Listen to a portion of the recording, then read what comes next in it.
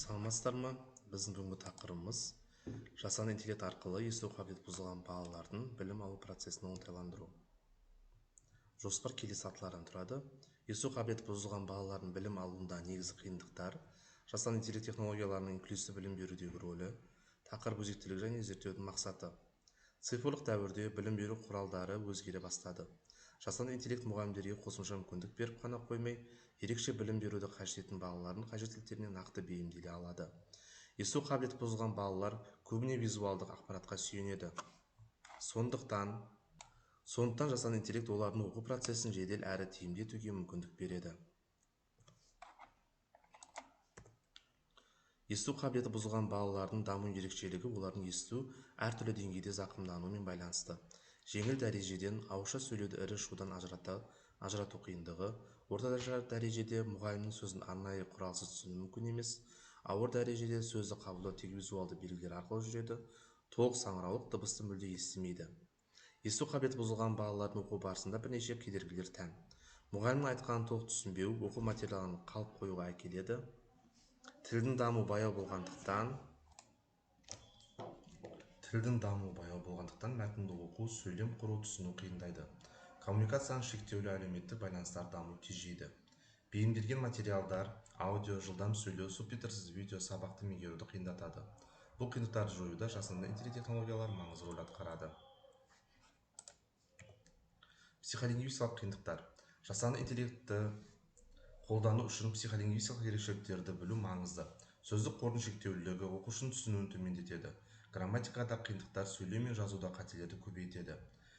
Фонематикалық қабылдаудың болмауы дыбыстық талдауды қолдану мүмкіндігін азайтады.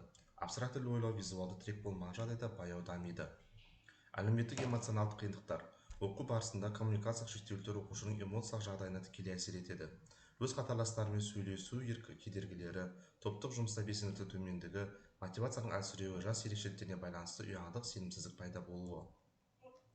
Дәстүрлі оқытуда шектеулер. Дәстүрлі әдістердің кемшіліктері. Мұғалім сөйлеу темпі оқушыға тым жылдам болуы мүмкін.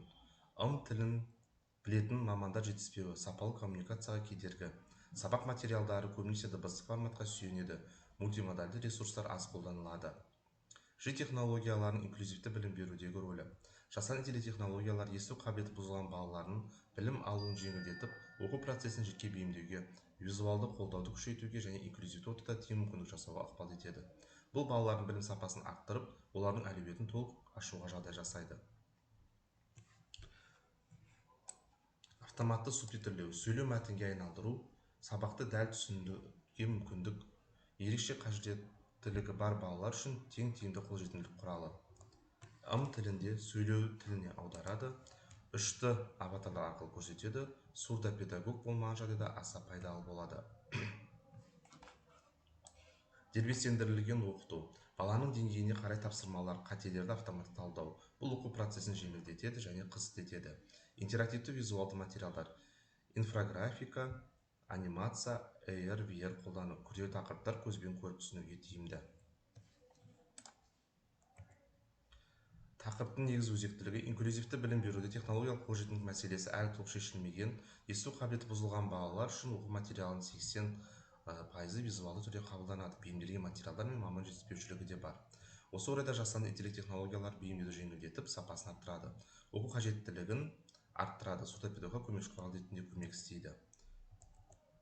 Қорытындылай келе, жасанды технологиялар есту қабілеті бұзылған балалардың білім алуын айтарлықтай жеңілдетеді. Олар оқу материалын жеке бейімдеп, визуалды қолдауды күшейтеді, коммуникация жақсартады және мұғалімге тиімді көмек береді. Нәтижесінде балалар инклюзивті ортада тең мүмкіндіктерге ие болып, оқу мотивациясы мен білім сапасын арттырады. Назарларыңызға рахмет.